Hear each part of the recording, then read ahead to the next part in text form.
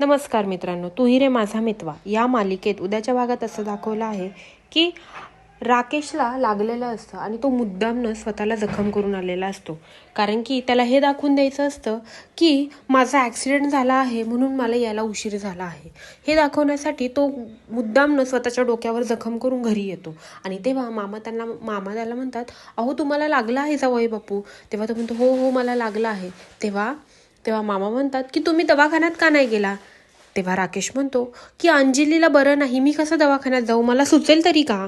असं बोलल्यानंतर ना आणि तो म्हणतो मी नंतर बोलतो तुमच्याशी, मला पहिलं अंजलीला बघायचं आहे आणि मला खूप अंजलीची काळजी आहे असं दाखवून तो तिथून निघून जातो. तेव्हा मामा हा अर्णवला सांगत असतो की हे खोटं बोलत आहेत.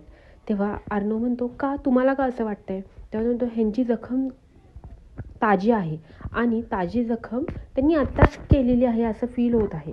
त्यामुळं आता मामाला तो पूर्णपणे डाऊट हा राकेशवर आलेला असतो आणि ते सगळं आता ते अर्णवला पण सांगत असतात की हे आपल्यापासून काहीतरी खूप मोठं लपवत आहेत जे आपल्याला माहीत नाही. इकडे लावण्या पण खूप चिडलेली असते आणि ती मामीला सांगत असते, आता मी आजींच्या मागे लावून लवकरात लवकर आमच्या लग्नाची तारीख काढून घेते का नाही तुम्ही बघाच.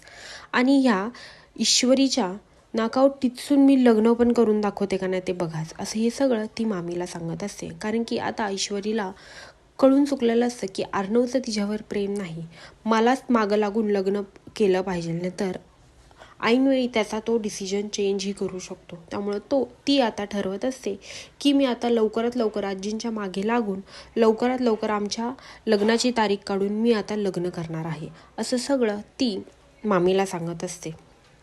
तसंच इकडे नम्रता ही ईश्वरीला म्हणत असते, बघ ना दीदी, सगळे विधी झाले, असं एकही विधी नाही की झाला नाही, फक्त तुझ्या बोटात ती एंगेजमेंटची रिंगच नाही घातली गेली.